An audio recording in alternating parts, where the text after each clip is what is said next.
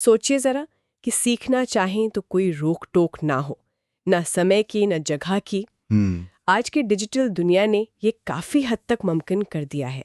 पर सवाल ये है कि हमारे पास जो इतनी सारे डिजिटल टूल्स हैं, हाँ, उनका सही से पूरी क्षमता से इस्तेमाल कैसे करें। ये आज का बहुत बड़ा सवाल है।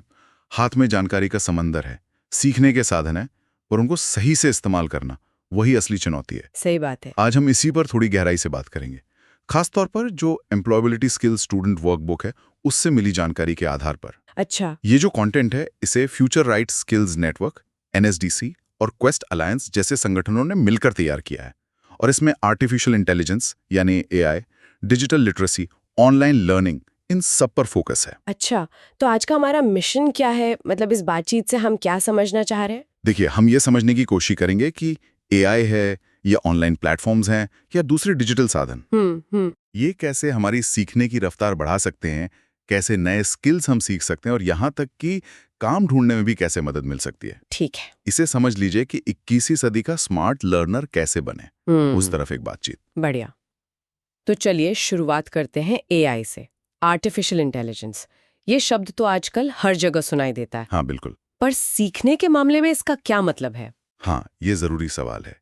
एआई सुनते ही अक्सर लोगों के दिमाग में वो फिल्मों वाले रोबोट्स आ जाते हैं, है ना? हाँ हाँ, बिल्कुल। पर यहाँ हमें इसे एक बहुत ही स्मार्ट पर्सनल असिस्टेंट की तरह देखना है। असिस्टेंट कैसे? जैसे वर्कबुक में एक जासूस का उदाहरण है, उसे केस सुलझाने के लिए सुराग चाहिए, मतलब डेटा। हाँ। वैसे ही एआई भी सीखता है हमारे दिए गए निर्देशों से, जिन्हें प्रॉम्प्ट्स कहते हैं। अच्छा, प्रॉम्प्ट्स। हाँ, जितना साफ हम निर्देश देंगे, जितना ज्यादा उसे जानकारी देंगे, उतना ही अच्छा, उतना सटीक जवाब वो हमें देगा। ये मतलब एक लेन देन जैसा है। समझ गई। मतलब एआई कोई जादू नहीं है, उसे हमें सिखाना पड़ता है कि हमें चाहिए क्या। बिल्कुल, वो एक टूल है जिसे सही से इस्तेमाल करना सीखना होता है। और वर्कबुक में ना इसके रोजमर्रा के इस्तेमाल के बड़े अच्छे उदाहरण दिए हैं, सीखने में कैसे काम आ सकता है। हाँ, मैंने भी देखा। जैसे वो प्रिया का उदाहरण है, एआई की मदद से अपनी अंग्रेजी सुधार रही है। हाँ, तो एआई उसे सिर्फ शब्द नहीं बताता, बल्कि एक पूरा रोड मैप देता है, क्या पढ़ें, कैसे प्रैक्टिस करें, यहाँ तक कि फीडबैक भी। यही तो एआई की ताकत है, पर्सनलाइजेशन। पर्सनलाइजेशन मतलब मतलब हर किसी की जरूरत के हिसाब से ढल जाना। सोचिए, क्लास में टीचर को सबको एक साथ पढ़ाना होता है, हाँ, पर एआई हर एक स्टूडेंट के लिए सीखने का तरीका बदल सकता है। आप अपनी स्पीड से सीख सकते हैं, जहां मुश्किल हो वहां ज्यादा ध्यान दे सकते हैं। ये तो कमाल है, जैसे एक पर्सनल ट्यूटर जो हमेशा मौजूद हो। बिल्कुल। और ये सिर्फ पढ़ाई या भाषा सीखने तक ही नहीं है। वर्कबुक में एक और उदाहरण है हाँ। कि कोई अपनी उम्र, लोकेशन, इंटरेस्ट और मान लीजिए आईटीआई कोर्स के आधार पर एआई से करियर के ऑप्शन पूछ सकता है। सच में? हाँ, और कमाल की बात यह है कि वो सिर्फ पुराने घिसे पिटे रास्ते नहीं बताएगा, आपकी प्रोफाइल देखकर शायद कुछ नए क्रिएटिव आइडियाज भी दे दे। वाह, ये तो संभावनाओं का नया दरवाजा खोलने जैसा है। बिल्कुल। और करियर की राह में एक और मुश्किल आती है। अच्छा सा रिज्यूमे बनाना। हाँ, वो तो है। समझ नहीं आता क्या लिखें, कैसे लिखें। सही कहा, यहाँ भी एआई मदद कर सकता है। वर्कबुक में कुछ प्रॉम्प्ट्स भी दिए हैं, जैसे आप पूछ सकते हैं, मेरा रिज्यूमे और असरदार कैसे बने, या मेरे स्किल्स और एक्सपीरियंस को हाईलाइट करने में मदद करो। अरे वाह। या फिर रिज्यूमे का फॉर्मेट कैसा होना चाहिए, कोई प्रोफेशनल पढ़ने में आसान लेआउट बताओ। ये तो सच में बहुत काम का है, कई बार सही शब्द या फॉर्मेट ही नहीं मिलते। और इतना ही नहीं, वर्कबुक बताती है कि एआई नए प्रोजेक्ट आइडियाज सोचने में भी मदद कर सकता है। प्रोजेक्ट आइडियाज जैसे? आप पूछ सकते हैं, मुझे कुछ ऐसे प्रोजेक्ट आइडिया बताओ जिनसे मैं अपना विषय के कॉन्सेप्ट्स को असल जिंदगी में इस्तेमाल करना सीख सकूं। अच्छा, तो थ्योरी के साथ प्रैक्टिकल भी। ये तो सीखने को और मजेदार बना देगा। इन सब उदाहरणों से एक बात तो साफ है ना, एआई कितना असरदार होगा ये इस बात पर निर्भर करता है कि हम उससे सवाल कैसे पूछते हैं। हमारे प्रॉम्प्ट्स पर। हाँ, प्रॉम्प्ट्स जितने साफ होंगे, जितने डिटेल्ड होंगे, एआई उतना ही अच्छा जवाब देगा। ये एक तरह से हमारे सोचने के तरीके को भी बेहतर बनाता है, वो कैसे? क्योंकि हमें अपनी जरूरत को सही शब्दों में बताना सीखना पड़ता है। ये टेक्नोलॉजी की मदद से खुद सीखने का सेल्फ डायरेक्टेड लर्निंग का बढ़िया उदाहरण है। सीखने वाला अब सिर्फ ज्ञान लेता नहीं, बल्कि ज्ञान बनाने के प्रोसेस में एक्टिव हिस्सेदार है। एआई बस एक हेल्पर है।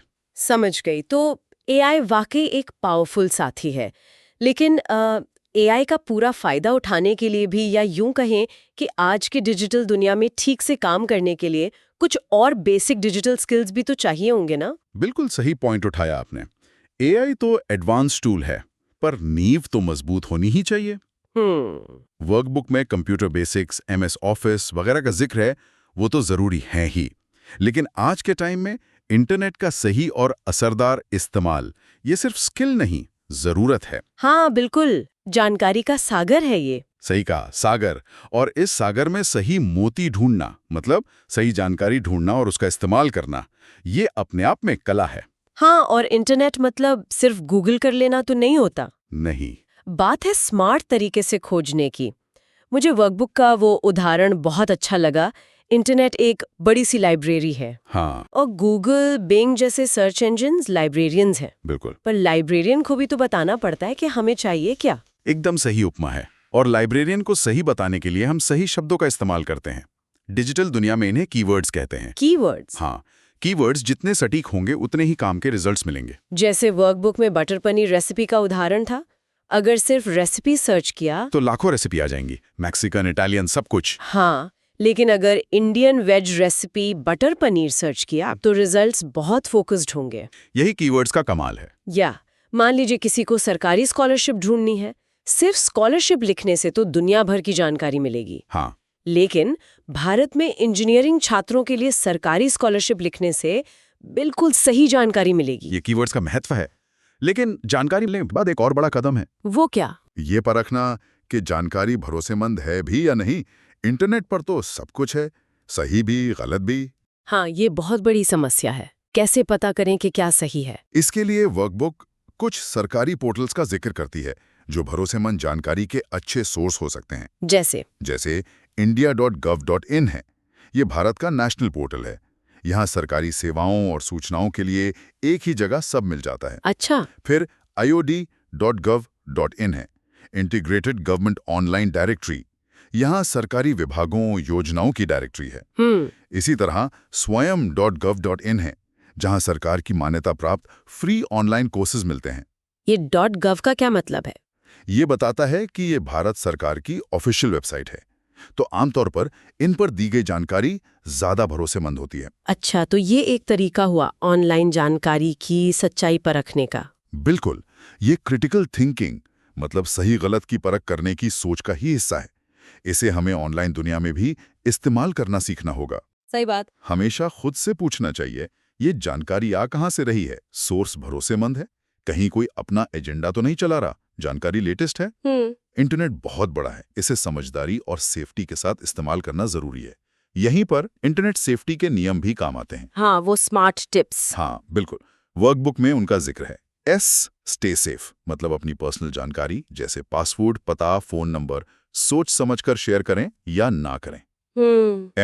डोंट मीट अप, ऑनलाइन मिले अजनबियों से अकेले मिलने से बचें।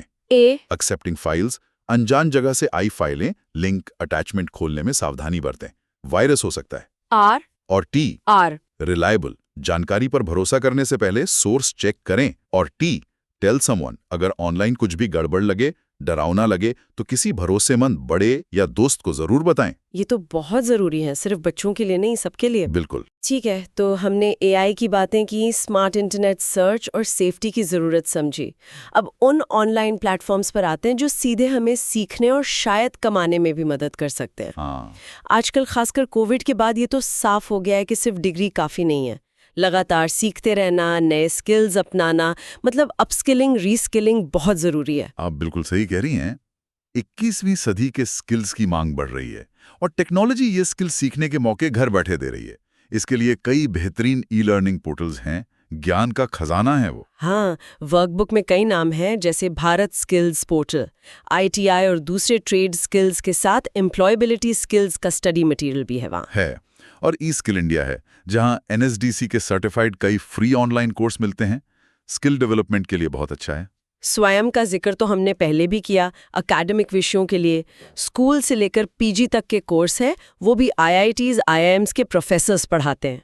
हाँ, और इंजीनियरिंग साइंस वालों के लिए NPTEL है, IITs और IISc का जॉइंट वेंचर।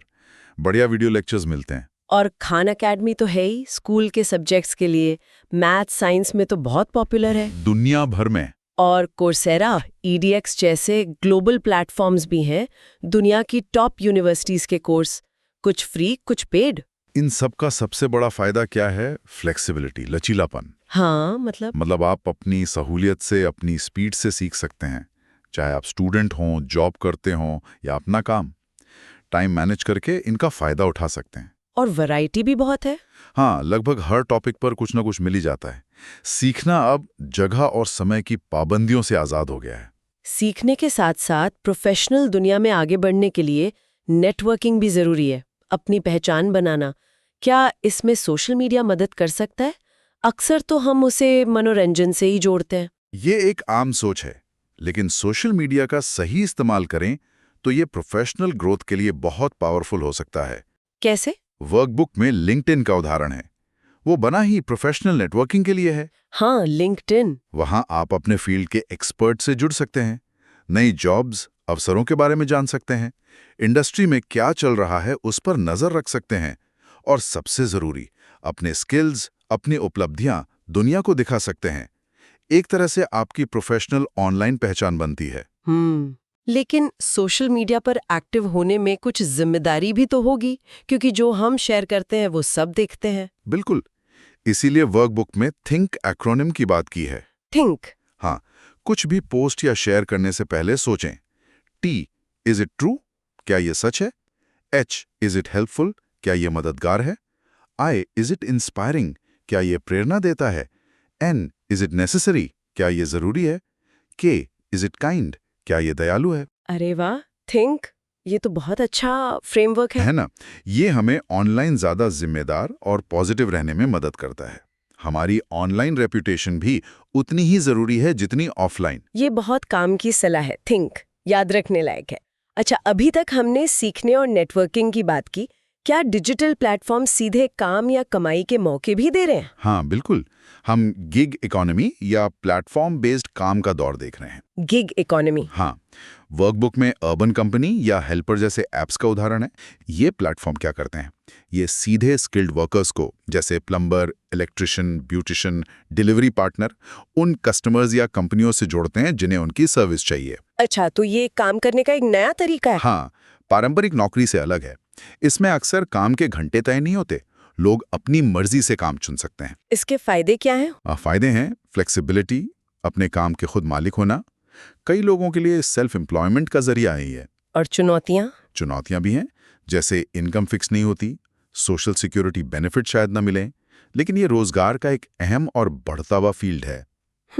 इसके अलावा Naukri.com, इंडीड जैसे जॉब पोर्टल्स तो हैं ही, वो डिजिटल तरीके से जॉब ढूंढने वालों और एम्प्लॉयर्स को मिलाते हैं। और अप्रेंटिसशिप के लिए NAPS पोर्टल है, naps, national apprenticeship promotion scheme. ये भी एक जरूरी डिजिटल रिसोर्स है। ये सब उदाहरण दिखाते हैं कि डिजिटल प्लेटफॉर्म कैसे लोगों को काम से जोड़ने के तरीके बदल रहे हैं। तो कुल मिलाकर AI से लेकर ई-लर्निंग और जॉब प्लेटफॉर्म तक डिजिटल दुनिया सीखने, बढ़ने और कमाने के बहुत सारे मौके दे रही है। निश्चित रूप से ये सब लाइफ लॉन्ग लर्निंग, मतलब जिंदगी भर सीखते रहने और काम के ज्यादा फ्लेक्सिबल मॉडल की तरफ एक बड़ा बदलाव है।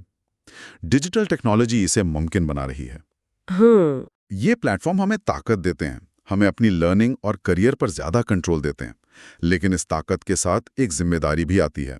कैसी जिम्मेदारी? सेल्फ डिसिप्लिन की, खुद पहल करने की और लगातार सीखते रहने की इच्छा की। टेक्नोलॉजी तो साधन दे सकती है, पर उनका इस्तेमाल करने का इरादा तो खुद का ही होना चाहिए। ठीक है, तो हमने AI, डिजिटल स्किल्स और ऑनलाइन प्लेटफॉर्म्स पर काफी बात की।